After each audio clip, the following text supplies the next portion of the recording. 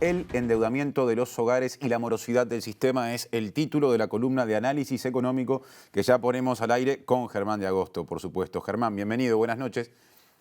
Muchas gracias, Tincho. ¿Cómo andás? Todo bien por aquí, inquietante ese título, por lo menos genera muchas interrogantes, sobre todo en tiempos difíciles en lo económico. ¿Qué podemos empezar a decir o a saber?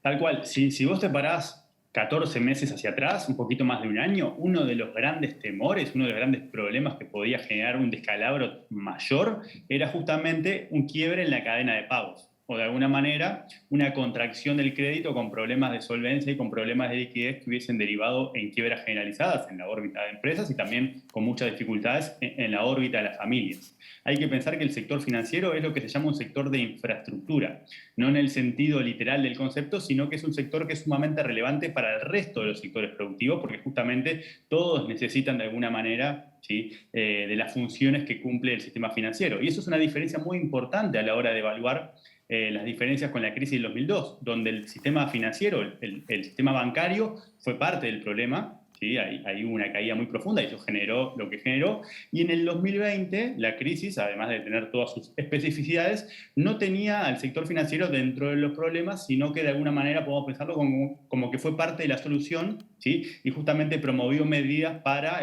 reestructurar deuda, fomentar el crédito y evitar todos esos problemas que se pudieron haber generado de ese descalabro. Entonces, sobre ese marco, lo que podemos decir, si ahora miramos la placa, o sea, dicho esa aclaración, que es sumamente relevante para entender la importancia de lo que estamos hablando, podemos ver cómo ha evolucionado el endeudamiento bancario de los hogares en función de su ingreso disponible.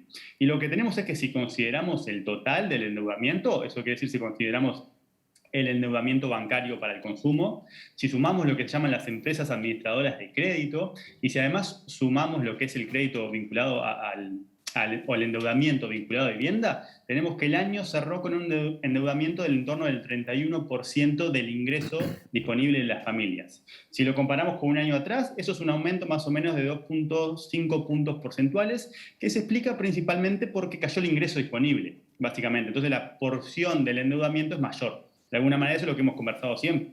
El ingreso de las familias se cae por el empleo y también por los salarios. Entonces, eso por el lado de lo que es el endeudamiento.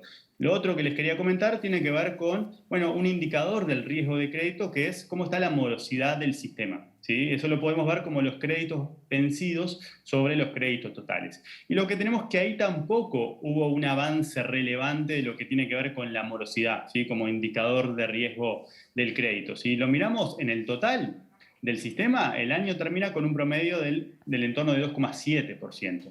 Si vos lo pensás por sectores de actividad, el agro es el sector que tiene mayor nivel de morosidad en términos de su producto y después lo sigue la industria y la construcción. Por el lado de lo que tiene que ver con las familias, más o menos con datos a marzo de 2021, tenemos que la morosidad es del entorno de 2,9%. Y en el caso de las empresas es del entorno del 2,8%. Y si para terminar hacemos un doble clic para ver un poquito por destino, ¿sí?, en el caso de la morosidad, tenemos que en realidad la morosidad cuando se trata del consumo es mayor, se ubica levemente por debajo del 4%. Después a nivel de empresas es un poquito menor. Y en el caso de la vivienda, la morosidad vinculada a la vivienda es históricamente más bajo, del entorno del 1,3%. Ahí siempre estamos midiendo, esos porcentajes son los créditos vencidos de alguna manera sobre los créditos totales, ¿sí?, como un indicador del riesgo asociado al crédito. Esas cifras, Germán, quizá lo dijiste y no me quedó claro, pero por las dudas, ¿se pueden considerar dentro de lo normal? ¿Está bien plantearlo así?